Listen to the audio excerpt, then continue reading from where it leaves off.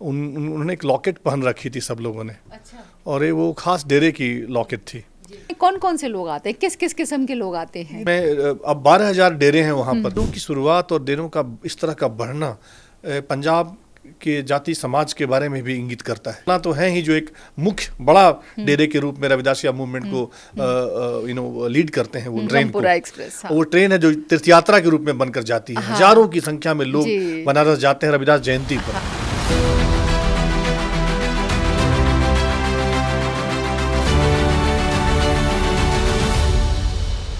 नमस्कार, डायलॉगस में आपका स्वागत है। मैं आपके साथ हूँ प्रीता हरित। आज हम आपको रूबरू कराने जा रहे हैं एक ऐसी शख्सियत से जिनका नाम है श्री संतोष कुमार सिंह। संतोष कुमार सिंह वर्तमान में doctor BR Ambedkar university Delhi के स्कूल ऑफ लिबरल स्टडीज़ में समाजशास्त्र पढ़ाते हैं। उन्होंने जवाहरलाल नेहरू यूनिवर्सिटी नई दिल्ली से समाजशास्त्र में मास्टर्स, MPhil और PhD की डिग्री हासिल कर रखी है। उत्तराखंड, चंडीगढ़ और दिल्ली के एकेडमिक क्षेत्रों में आपका 2 दशक से अधिक लंबा शिक्षण और शोध का अनुभव रहा है। आपने अपने लेखन द्वारा शिक्षाविदों, समाज और जनता के बीच एक सेतु बनाने का काम किया है। संतोष कुमार जी नियमित रूप से ट्रिब्यून, इंडियन एक्सप्रेस और डेक्कन हेराल्ड जैसे पत्रों में लिखते भी रहे हैं। आपने समाजशास्त्र के अपने विषय पर कई पुस्तकें लिखी हैं। साथ ही रिमेंबरिंग इंडियाज़ विलेजेस 2024 नाम से एक संपादित खंड और हिंदी में कविता की एक पुस्तक अपने ही गांव में अजनबी, जो 2023 में उन्होंने लिखी है। 1 दशक से भी ज़्यादा समय पहले कुछ लोगों से मुलाकात और उनके धार्मिक विश्वासों के बारे में एक संयोगवश हुई चर्चा से प्रेरित होकर संतोष कुमार सिंह ने पंजाब में धार्मिक संगत और डेरों की घटना के बारे में गहराई से जानना शुरू किया। इसके बाद इस विषय पर ज़मीनी स्तर पर जुड़कर उन्होंने बहुत काम किया है और इसके बाद उन्होंने the Dera culture, diversity and politics नाम से एक किताब भी लिख डाली है। संतोष जी, आपका बहुत बहुत स्वागत है डायलॉगस में। नमस्कार। नमस्कार। और कैसे हैं आप? मैं ठीक हूँ मैम, और आपका शुक्रिया, बहुत आभार कि आपने मेरी किताब पढ़ी और आपका वो मेल मुझे मिला और आपने इस सम्मान के साथ मुझे बुलाया। इसके लिए मैं बहुत आभार व्यक्त करता हूँ आपका। धन्यवाद। अब आप हमें ये बताइए, ये पुस्तक लिखने की प्रेरणा आपको कहाँ से मिली? प्रीता जी, मैं समाजशास्त्री हूँ तो हमारा काम होता है सामाजिक विषयों पर अपनी राय रखना और अपने शोध और अपनी चर्चा के द्वारा उस पर अपनी राय रखना। और उस माध्यम से ही कई बार हम फील्ड में जाते रहते हैं। और इस बार भी हम, मुझे याद है 2009-8 के आसपास हम एक शोध कार्य से ही पटियाला में थे जी। और वहाँ पर एग्री बिजनेस फार्म पर हम काम कर रहे थे और हमने देखा कि वहाँ पर जो लेबर श्रमिक काम कर रहे थे खेतों में, उन्होंने एक लॉकेट पहन रखी थी सब लोगों ने। अच्छा। और ये वो खास डेरे की लॉकेट थी जी। जो मुझे बहुत दिनों तक मेरे मन में रहा कि ये क्या है, इनका बीच का संबंध क्या है। इस तरह से एक घटना जो कि बहुत ही अनायास हुई थी, वो प्रेरक बनी मुझे इस पूरी लंबी यात्रा करने के लिए। तो आपने उनसे बात की? जी, मैंने उनसे बात की। हमारा रिसर्च तो कुछ और चीज़ पर था। पंजाब में आजकल अब पता ही है कि वहाँ की जो खेती थी, परंपरागत खेती, उससे बाहर जाकर जो खेतीहर किसान है वो वहाँ पर एग्री बिजनेस फार्म्स में काम कर रहे हैं। तो मुख्य रूप से जो लेबर श्रमिक थे उस खेत में, तो वहाँ पर जब मैं उन कार्य करते हुए देखा तो वो मुझे स्ट्राइक किया ये चीज़ कि भाई इसमें क्या है। मैंने थोड़ी बहुत बात की, लेकिन मैंने गहन अध्ययन करना शुरू किया उसके बाद। अच्छा। और फिर चीज़ें बदलती चली गई। तो आप किन किन से मिले उस समय पर? क्योंकि ये द डेरास जो पुस्तक आपने लिखी जी, है, ये किताब है और आप the Deras culture, diversity and politics, जी, ये पेंगुइन से पब्लिश हुई है और आपने लिखी है। जी जी। और जब मैंने इसको पढ़ा तो मुझे ऐसा लगा कि जो हम ज़मीनी स्तर पर लोगों से मिलते जुलते हैं, देखते हैं, समझते हैं, इस किताब के माध्यम से संतोष कुमार जी ने उसको समाज को देने का काम किया है। जी। तो तभी मेरे मन में ये बात आ गई थी कि एक न एक दिन मैं डायलॉगस पर आपको लेकर आऊँगी और समाज के लोगों से आपको रूबरू कराऊँगी और मैं आपसे पूछूँगी कि आपकी प्रेरणा क्या रही, या जिन लोगों से आप मिले तो उसके बाद जो आपने रिसर्च किया, कुछ अपने रिसर्च के बारे में कुछ जानकारी दीजिए हमें। किन किन लोगों से मिले, क्या क्या आपने सोचा कि उस के बाद एक किताब आप लिख पाए? जैसे मैंने बताया कि 2008 वगैरह के आसपास हमने ये शुरुआत की, और मैं अपनी किताब की प्रेफेस में लिखता हूँ कि मैं फील्ड वर्क नहीं कहूँगा, इसको वॉन्डरिंग कहूँगा। मैं घूमता रहा, मतलब मुझे लगा कि जो जिस ढंग की शोध प्रवृत्ति हमारी होती है हमारी यूनिवर्सिटी में खासकर, जहाँ एक बहुत ही कंट्रोल्ड मेथड्स के साथ हम जाते हैं, जैसे मानो जैसे वहाँ लोग इंतजार कर रहे हैं आपके आने का। अच्छा। आप गुणी हैं, आप विद्वान हैं, आप वहाँ जाकर अपनी बात कहेंगे। मुझे लगा वहाँ जाकर कि जो साधारण व्यक्ति हैं, जो आप इनसे मिलते हैं, वो बड़ी बात कह देते हैं। कभी कभी आपको सुनने की क्षमता आपके पास होनी चाहिए। और मुझे लगा कि वो जो आप जिन लोगों से मिलने की बात कर रही हैं प्रीता जी, उससे मैं कहूँगा कि वो साधारण किस्म के सब लोग थे। मैं किसी बड़े विद्वान से मिलने के लिए बहुत उत्सुक नहीं रहता हूँ। हमको लगता है कि यूनिवर्सिटी सिस्टम में एक बड़ा भाव लेके हम रहते हैं कि तो इन डेरों में कौन कौन से लोग आते हैं, किस किस किस्म के लोग आते हैं? डेरे बहुत सारे थे। जब मैंने शुरुआत किया तो मुझे धीरे धीरे पंजाब में डेरों पर काम जो हुआ था एक खास तरह से हो रहा था तब तक, जब तक मैं लिखना शुरू नहीं किया। वो अधिकतर पंजाब तक ही सीमित था, डेरों पर जो शोध कार्य हो रहे थे। लेकिन जब मैंने काम शुरू किया, लोगों से मिलना शुरू किया, भटकता रहा एक तरह से, मैं एक शब्द इस्तेमाल करता हूँ। कितने सालों तक? 7-8 साल तक जब भी मुझे छुट्टी मिली, जब भी कोई मौका मिला, मैं पंजाब में तो घुमा ही। दोआबा के क्षेत्र आप जानते हैं, पंजाब में ज़्यादा काफ़ी। आपने अपनी किताब में भी जिक्र किया है कि आप किसी बड़ी हस्ती के साथ बहुत समय तक घूमते रहे। जी, उनके बारे में बताइए। मैं जिस बताऊंगा उनके बिना ये अधूरा रहेगा मेरा। उनको मैं कृतज्ञ हूँ उनका। वो प्रोफेसर मार्क जर्गेंसमेयर हैं, जो बर्कली के बड़े प्रोफेसर हैं, और उन्होंने पंजाब में बहुत लंबे समय तक काम किया। उनकी किताब religious rebels of the Punjab, वो आइकॉनिक बुक है मुझे लगता है। वो खुद ही बड़े लेजेंड हैं एक तरह से। और उनकी किताब को मैंने पढ़ा बहुत ही, और ऐसा हुआ, इसको इत्तफाकन कहिए कि वो हमारी यूनिवर्सिटी आए हुए थे एक समय में। अच्छा। और तब तक मेरी 1-2 आर्टिकल्स एकेडमिक जर्नल्स में आ चुकी थी इस पर। अच्छा। मैं चलता जा रहा था और लिखता जा रहा था। तो उनसे मेरा मिलना हुआ, तो मैंने उनको पूछा कि मार्क, आप क्या आए इस बार यात्रा पर जाएंगे पंजाब? अच्छा। तो उन्होंने कहा कि नहीं, मैं अब फील्ड वर्क तो इधर नहीं करता हूँ, लेकिन मैं अपने रिस्पोंडेंट से मिलने जा रहा हूँ। 70 के दशक में यहाँ पर उन्होंने काम किया था। तो वो जालंधर जाने की बात जाना चाहते थे। मैं भी उनके साथ लग गया, एक शागिर्द की तरह से। वो 80 के आसपास के हैं वो, और मैं शुरुआत कर रहा था। मुझे कभी कभी लगता है कि जर्गेंसमेयर जहाँ तक अपनी स्टडी को लेके आए, उसके बाद उन्होंने अपनी बैटन मुझे संभाल दी कि मैं आप लेके बढ़ के जाएं उसको। मैं उसी भाव से उनके साथ लग गया। जहाँ जहाँ गए मैं उनके साथ गया। जालंधर में काफ़ी लोगों से मिले, और मैं भी वहाँ बैठा रहता था, अपनी डायरी रखता था।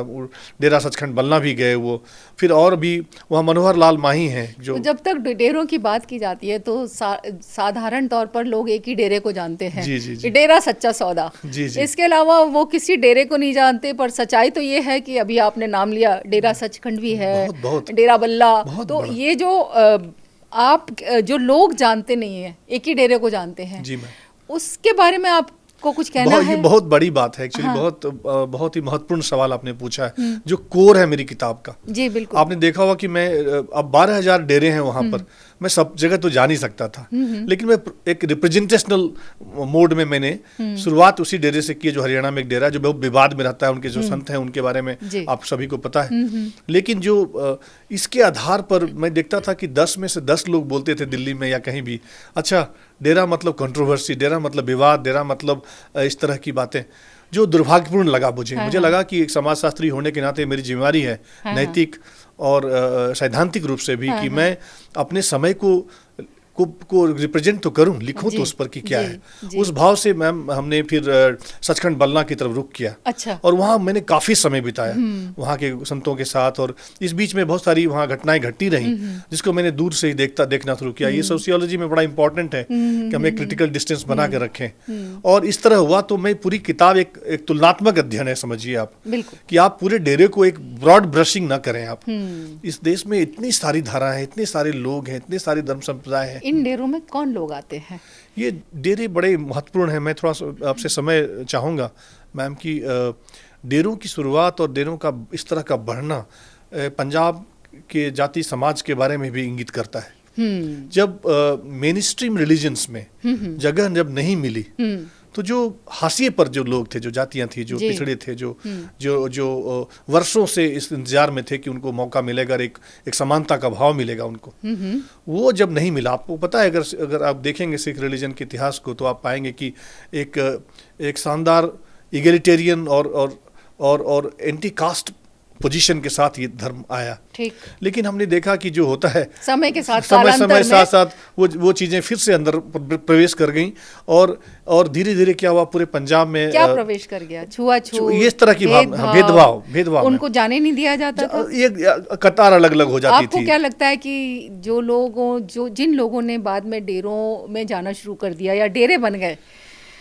वो लोग वो थे जो कभी गुरुद्वारों से भगाए गए थे या आने नहीं दिया गया था उनको, वो अलग या था। उनके साथ एक भेदभाव का, गैर का सा बर्ताव जी किया जाता बिल्कुल था। रूप से मैंने किताब में लिखा भी है। हाँ। कि वो प्रवृत्तियां जो जिसके लिए एक नया धर्म बनकर निकला था। लेकिन गुरुबाणी में जो गुरुद्वारे बहुत में महत्वपूर्ण है ये सवाल, वहाँ पर संत रविदास जी के एक शब्द हैं, शब्द भी हैं, कबीर साहब के शब्द हैं, बाबा फरीद के शब्द हैं, और तो उनके शब्द और उनके ज्ञान को तो उन्होंने स्वीकार किया, उनके लोगों को स्वीकार नहीं किया। थियरी और प्रैक्टिस में मैम फर्क होता है, वही जो सैद्धांतिक रूप से उन लोगों ने अलग से डेरे बना लिए। ये फिर लोगों ने सोचा कि बहुत लंबे समय तक इंतजार किया।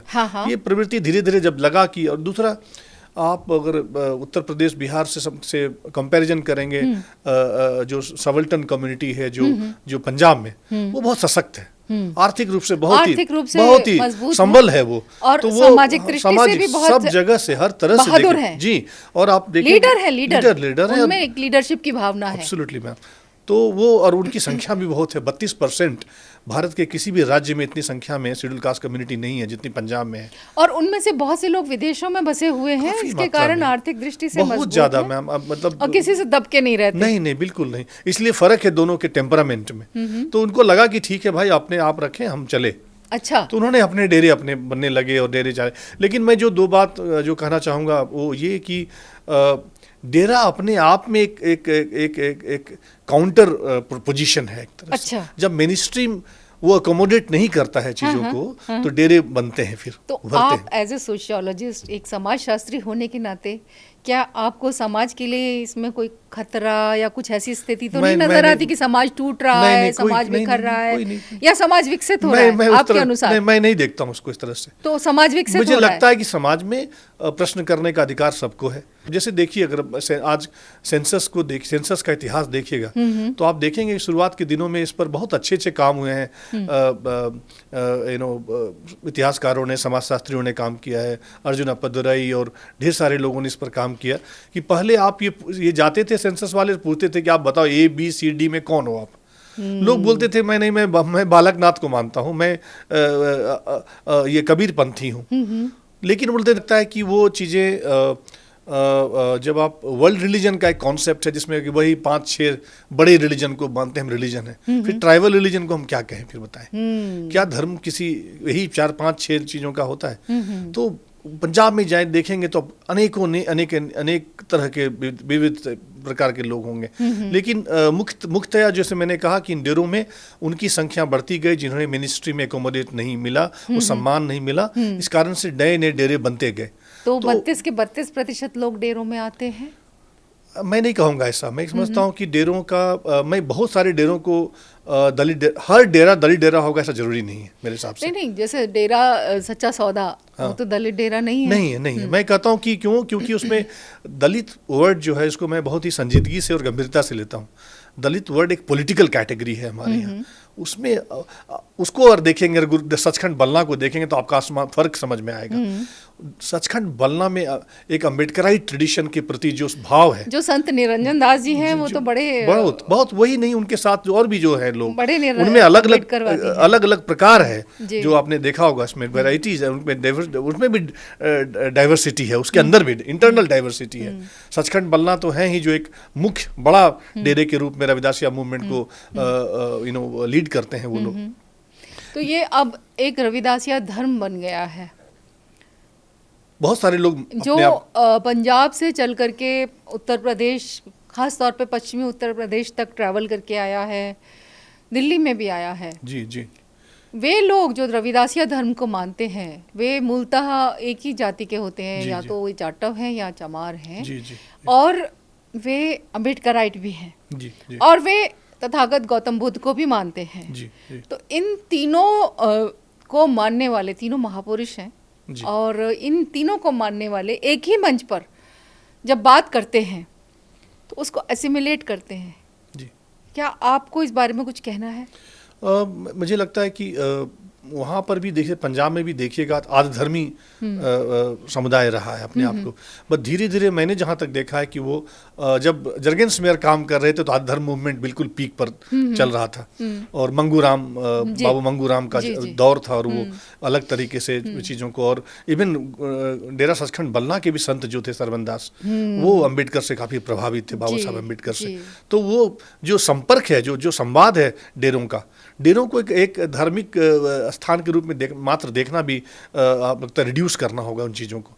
बड़े ही पॉलिटिकली सेंसिटिव और अलर्ट डेरेज हैं। आप विश्वास नहीं करेंगे कि मैंने डेरों में जो कई और डेरों में देखा कि पूरी की पूरी अम्बेडकर साहब की पूरी कलेक्शन किताबें उनकी लाइब्रेरी में पड़ी बिल्कुल हैं। है। सारी लाइब्रेरी में जाएं, उनके लॉकेट्स देखें आप, तो मुझे कई बार लगा कि इन डेरों में जाके कि आप संत और डॉक्टर अम्बेडकर दोनों घुल मिल गए हैं। और कई बार लोगों ने मुझे कहा कि संत रविदास हमारे, गुरु रविदास हमारे स्पिरिचुअल गुरु हैं, लेकिन पॉलिटिकल गुरु डॉक्टर अम्बेडकर हैं हमारे। डॉक्टर अम्बेडकर तो पॉलिटिकल भी हैं, फिलैंथरोपिस्ट भी जी, हैं, जी, जी। मानवाधिकारों की लड़ाई भी लड़ते रहे, जी, जी, बिल्कुल। कॉन्स्टिट्यूशन का उन्होंने काम किया, कॉन्स्टिट्यूशन बनाया Of course, उन्होंने, of course। और आज उन्हीं के नाम को लेकर राजनीति में सबसे ज्यादा धूम मची हुई है। अच्छा और है ये आगमन। उन्हीं को सिर्फ डेरे वाले ही नहीं, एक जी। सामान्य व्यक्ति भी उनको याद करते हैं, बल्कि उनके बारे में जान गए हैं।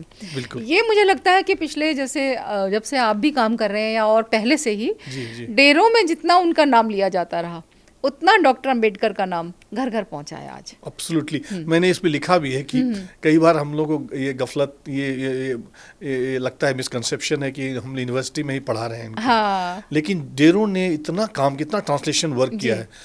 वाराणसी जब मैं गया, जब मैं बता रहा था आपको कि पंजाब में जब शोध कार्य हो रहे थे, वो डेरों को पंजाब में बांध कर रखते थे। जब मैं घूमना शुरू किया घुमंतू की तरफ, वाराणसी में भी एक बहुत बड़ा संत रविदास का बहुत बड़ा तीर्थ जी, जी, बनाया जी, है। जी, जी।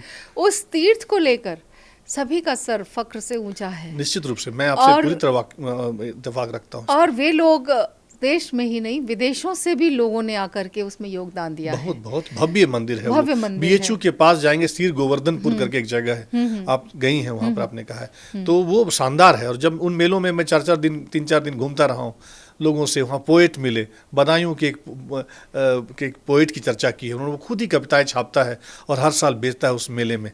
और आप देखेंगे कि बदायूं का और झांसी के और देश भर के कम से कम सारे देश के टेंट होते हैं, टेंट हाउसेज वहाँ पर। होते हैं। और इतना अद्भुत लगता है कि वहाँ पर पता चला कि कनाडा से एक आदमी आए हुए हैं, एक बदायूं वाला बैठ के चाय पी रहा है, दोनों फेसबुक पर एक दूसरे के दोस्त बनते हैं, ट्विटर के दोस्त बनते हैं, एक नेटवर्क्स बनता है जो बड़ा एम्पावरिंग लगा मुझे। जितने भी लोग विदेशों में बसे हैं, जी। कनाडा हुआ, यूरोप के देश हुए, बिल्कुल, ऑस्ट्रिया, वियना या इटली, सब जगह, जी मैम। ऑस्ट्रेलिया तक में मैंने देखा है कि संत रविदास के मानने वाले, चाहने वाले लोग हैं। जी। और भले ही हम एक बार को संत रविदास, गुरु रविदास महाराज के नाम पर कभी हम अति व्यस्तता दिखाएं, न पहुंच पाए, लेकिन वे लोग समय समय पर बहुत सत्संग करते हैं, बिल्कुल, बिल्कुल। उनके गुरु वचनों को याद करते हैं, उनके चरण चिन्हों पर, पद चिन्हों पर चलने का बिल्कुल। बहुत मादा रखते हैं।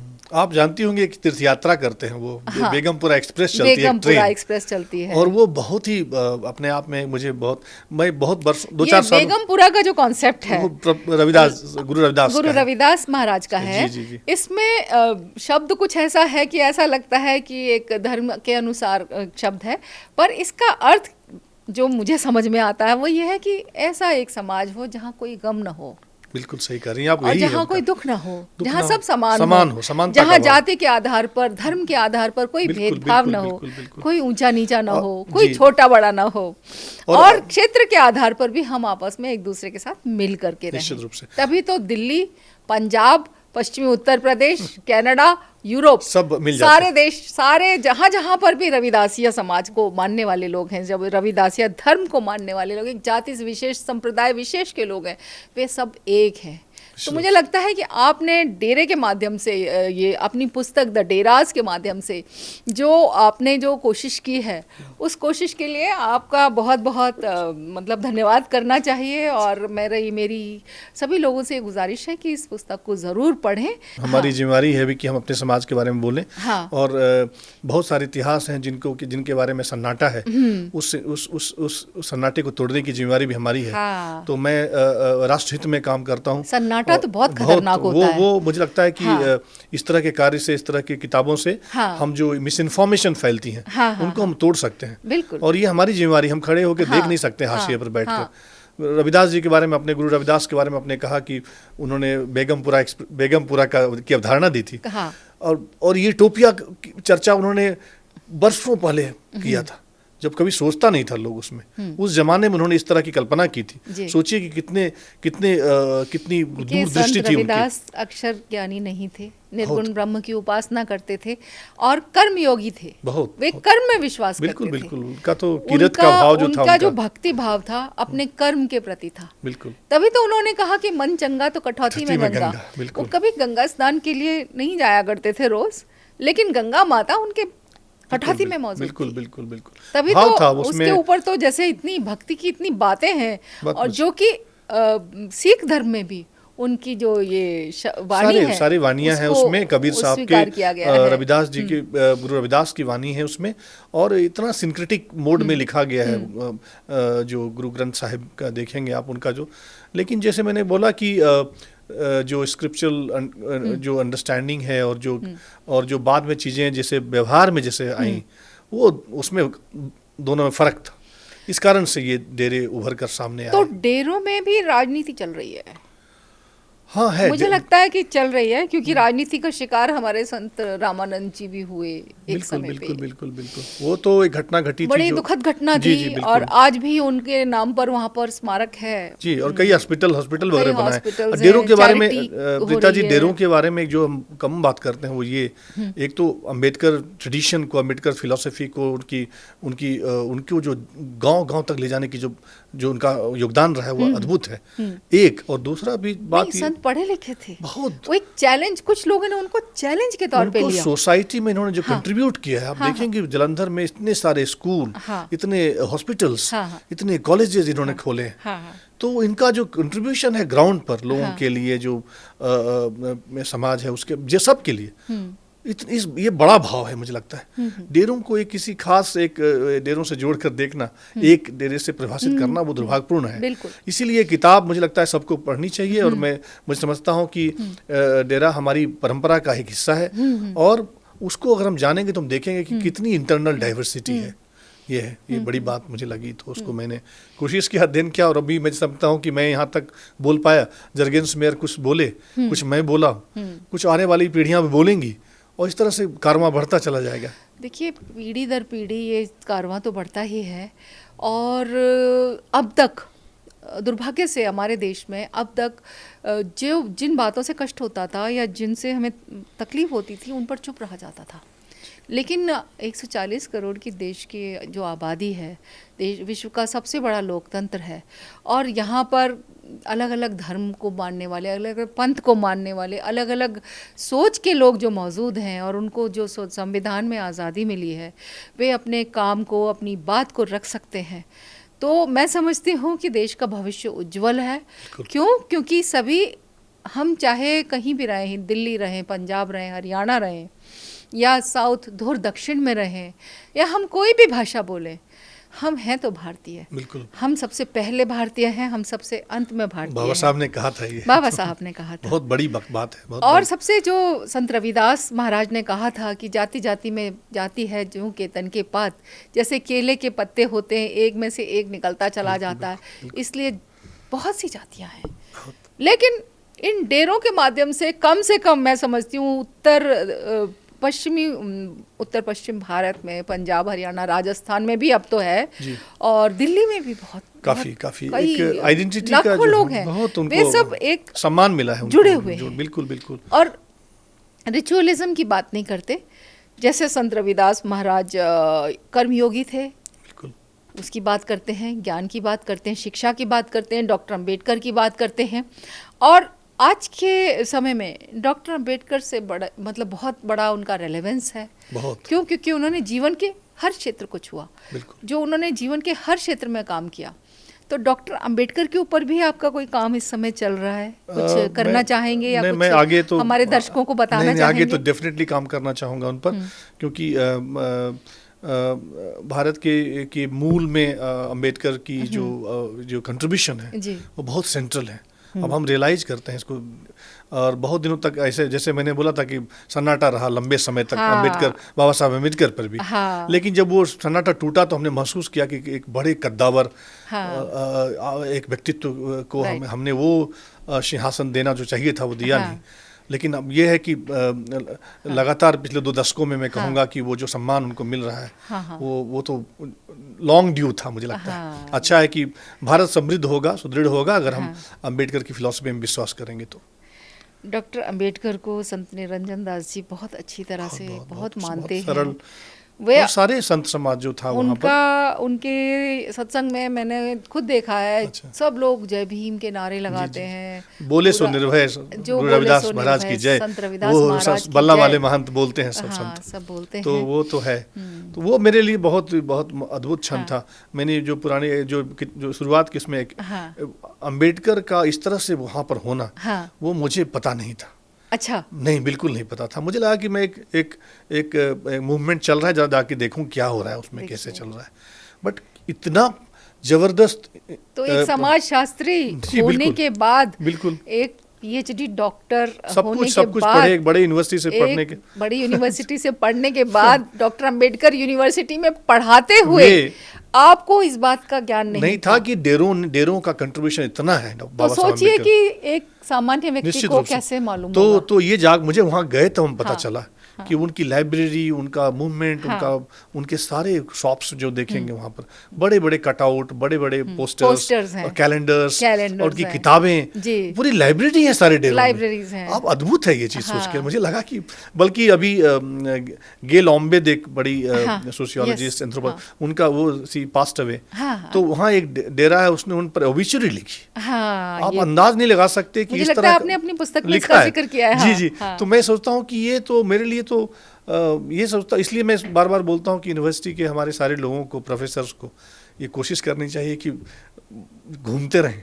देखिए, तो आप किताबों के माध्यम से कभी भी समस्या का समाधान नहीं होता। चुप रह करके हम पूरा काम नहीं कर सकते। अब संविधान में हमें आज़ादी मिली है। जी, बिल्कुल। आपने पुस्तक के माध्यम से अपनी बात कही मैंने, और आपने भी देखा, आपने जमीन पर जा करके देखा। मैं समझती हूँ कि ज़मीन पर जाकर देखने से भी बहुत सारी चीज़ें समझ में आती हैं। निश्चित रूप से। तो अच्छी बात है, डॉक्टर अंबेडकर को, तथागत गौतम बुद्ध को और संत रविदास को मानने वालों का कारवां इसी तरह बढ़ता रहे, आगे बढ़ता रहे, और डॉक्टर संतोष कुमार सिंह का योगदान इसी तरह से समाज के लिए होता रहे, उनकी और पुस्तकें आती रहें। मैं आपको उसके लिए बहुत बहुत साधुवाद देती हूँ, बहुत शुभकामनाएं देती हूँ। और मैं चाहती हूँ कि आप जैसे अन्य लोग भी, जो पढ़े लिखे लोग हैं, जैसे आप बता रहे हैं कि आपने जब आपकी शुरुआत हुई थी, आपने शुरू किया था, तो आप जिन लोगों से मिले वो बिल्कुल श्रमिक थे, बिल्कुल साधारण, तो साधारण थे। एक पीएचडी, एक डॉक्टरेट व्यक्ति अगर एक साधारण व्यक्ति से बात करके उसके बाद का एक परिणाम एक किताब के रूप में आ सकता है, तो सोचिए कि हमें एक दूसरे से बात करने की कितनी ज्यादा जरूरत है। और ये भेदभाव ना करें हम कि हम सिर्फ विद्वान, तथाकथित विद्वानों से ही मिलेंगे। आप जमीन पर आप चलते फिरते, मैं ट्रेन में यात्रा कर रहा था जलंधर से वाराणसी की तरफ, वो बेगमपुरा एक्सप्रेस बोलते हैं ट्रेन को। वो ट्रेन है जो तीर्थ यात्रा के रूप में बनकर जाती है। हजारों की संख्या में लोग बनारस जाते हैं रविदास जयंती पर। आपको पता है पूरा बनारस जैसे भर जाता है, और आप मिलेंगे तो आपको अद्भुत एहसास होता है उस समय में। और ज्यादा मैं सीखा, और मैं चुपचाप शांत होकर डायरी लेके घूमता रहता था, लोगों से मिलता रहता था। मेरी किताब की अच्छी, जो मुझे आप कहेंगे तो मैं कहूँगा कि इसमें साधारण व्यक्ति बोलते हुए दिखाई पड़ते हैं मेरी किताब में। साधारण व्यक्ति जो जीवन से अनुभव पाते हैं, बिल्कुल उनसे ही, जो किताबों से अनुभव अगर उनको और भी मिलता तो उसमें ऐड ऑन होता, पर बाकी उनके जीवन में किसी चीज़ की कमी नहीं है, क्योंकि उन्होंने ज़मीनी स्तर पर काम किया और सीखा है, जैसे संत गुरु रविदास महाराज ने किया था। मैं एक बनारस का जिक्र करूंगा आखिर में, कि बनारस में एक दफ़ा मैं एक दुकान पर खड़ा होकर देख रहा था, एक माँ और एक छोटा बेटा उनका, वो खड़े थे किताब की दुकान पर, और बच्चा जिद कर रहा था कि वो कैलेंडर खरीदना चाहता है, वो किताब खरीदना चाहता है वो। तो माँ शायद उसके पास उनकी आय उतनी नहीं होगी जो भी होगी, तो उन्होंने छोटे से कैलेंडर खरीद के उसको दिया कि ठीक है। वो समझा रही थी। बच्चा, मेरे पास फोटोग्राफ भी है उससे, वैसे कभी सोचूंगा कि उस पर डॉक्यूमेंट्री बनाऊं। तो मुझे दिखाई पड़ा, मैं बहुत उसके बच्चे की ललक मुझे बहुत पसंद आई। तो मुझे याद है कि मैंने किताब खरीदी और मैंने कहा कि मेरी तरफ से ये तुमको इस पर पढ़ना। और हाँ, और वो बच्चा बिल्कुल, उसके साथ मैंने फ़ोटो खिंचवाई। मैंने उसको कहा कि आप ये कैलेंडर ले जाओ और साथ में इसको आप पढ़ना ये किताब को। तो हिंदी में हमारी सबसे अच्छी मित्र तो बच्चा इतना खुश हुआ। मुझे लगता है कि गांव शहर में जितना काम यूनिवर्सिटी नहीं कर पा रही उससे ज़्यादा काम कुछ देर मैं कह रहा हूँ। मैं ये नहीं कह रहा हूँ कि नॉलेज क्रिएशन का काम सिर्फ यूनिवर्सिटी में ही नहीं हो रहा है। नॉलेज क्रिएशन बहुत जगह पर हो रहा है। सामान्य लोग कर रहे हैं, उसको ले जा रहे हैं दूर दूर तक। ये उतनी जलेबी बिक रही थी जितना कि एनालिसिस ऑफ कास्ट बिक रहा था वहाँ पर बनारस में। आप सोचिए कि किस लेवल का था वो चीज़। तो हिंदी में यस, पंजाबी में, हिंदी में ट्रांसलेशन करके। और ये बहुत अद्भुत है हमारे देश के लिए। एक अच्छी बात यह है कि जितनी ये विचारधारा, अम्बेडकराई ट्रेडिशन और ये समानता का भाव और बेगमपुरा का जो भाव था, ये जाएगा और हम समृद्ध होंगे। जाति तो जाती नहीं, लेकिन नहीं, जाती जाएगी, उसका एक समय होगा, एक धीरे धीरे जाएगा। लोग जैसे जैसे पढ़ते जाएंगे, आगे बढ़ते जाएंगे, ये जातियां जाएंगी, दिमाग खुलेगा जितना हम पढ़ेंगे। इसलिए तो अम्बेडकर इतना एजुकेशन पर इतना एम्फेसिस था उनका। बिल्कुल, वो खूब इतना पढ़े खुद ही। उन्होंने कहा था ऐसी कौन सी डिग्री है जो उन्होंने नहीं ली। और वो अद्भुत था। मुझे लगता है कि वो महामानव थे। और उन्होंने अकेले भारतीय थे जिन्होंने विदेश में इकोनॉमिक्स में डॉक्टरेट। सोचिए ना, उनके अधिकतर वो लोग उनके बारे में जाना नहीं जानते। मुझे लगता है कि उनको हम अपने देश की परिधि में भी ना रखें। वो अंतर्राष्ट्रीय स्तर के महानायक थे। और ये पहचान, ये हमारा दुर्भाग्य था कि हम उनकी पहचान तो लेट कर सके। लेकिन ये अभी देरी सही दुरुस्त सही। नहीं, राजनीति थोड़ी सी हो गई थी, पर अब मैं समझती हूँ कि ऐसे जो महापुरुष होते हैं वे राजनीति की सीमाओं से परे होते हैं। उनमें भले ही उसमें वो देर हो, लेकिन आते जाते रहते हैं, लेकिन मैं पूरी तरह से सहमत हूँ आपसे। वो दौर आ गया है। देश काल की सीमा से परे होते हैं। जी जी, वही डॉक्टर अम्बेडकर थे, निश्चित रूप से। वही हमारे देश के संत हैं। जी जी, जो संतों का जो ट्रेडिशन है, उस ट्रेडिशन के आधार पर इस देश की लगभग आधी नहीं तो आधी से ज़्यादा आबादी चलती रही है। और किताबें तो हैं ही, साथ ही एक वर्ड ऑफ माउथ से जो गाना है, गीत है, जो भजन है। जी जी, एक चैप्टर है इसमें किताब में। सॉन्ग्स पर है और कैलेंडर्स पर, पोस्टर्स पर, लॉकेट्स पर। तो ये बढ़िया है। इसको अगर मैंने थोड़ा सहज भाव में किताब लिखा है, मैं चाहता था कि सारे लोग पढ़ें इसको। और डेरों के बारे में एक जो कॉमन सेंसिकल नोशंस बने हुए हैं। तो 12,000 डेरे हैं, हजारों डेरे हैं। उससे अलग हट करके अलग उन्होंने अपना बनाया। तो आपस में रंजिश एक का भाव बन गया, जिसका शिकार भी कुछ लोग बने, जिसकी जरूरत नहीं है। मुझे लगता है कि हर सभी आदमी को अधिकार है अपने तरीके से जीवन जीने का। और वो आस्था का अधिकार है, उपासना का अधिकार है। बिल्कुल बिल्कुल। आप देखिए कि बाबा साहब अम्बेडकर ने बुद्धिज्म को प्रिस्क्राइब किया था सबको, लेकिन आप देखेंगे पंजाब में बुद्धिज्म ज्यादा फ्लरिश नहीं हुआ। इसकी वजह ये थी कि मैंने जैसे बताया कि पंजाब में टेम्पलेट ही डिफरेंट है। अब नहीं है, लेकिन मुझे लगता है कि अब थोड़ा सा बना है, क्योंकि डॉक्टर अम्बेडकर को जो लोग पढ़ लेते हैं, जी जी, वो बुद्धिज्म को भी पढ़ रहे हैं। और क्योंकि बुद्धिज्म में जो जीवन जीने की पद्धति के बारे में ही चर्चा किया गया है, उन्होंने सब कुछ देखा, तभी प्रिस्क्राइब किया, बात की गई है, सत्य और अहिंसा की बात की गई है। और यही हमारे देश की सबसे बड़ी धार्मिक धरोहर है, निश्चित रूप से, जिस पर हम लोग, जिसके आधार पर हम लोग भारतीय कहलाते हैं। तो आप डायलॉगस में आए, उसके लिए आपका बहुत बहुत धन्यवाद। और हमें जागरूक किया, हमारे दर्शकों को जागरूक किया। बहुत धन्यवाद आपका। Thank you so much. आपके कमेंट्स और रिस्पॉन्सेस का इंतज़ार रहेगा। और इसी तरह के और एपिसोड्स देखने के लिए आज ही डायलॉगस से जुड़े। नमस्कार, धन्यवाद।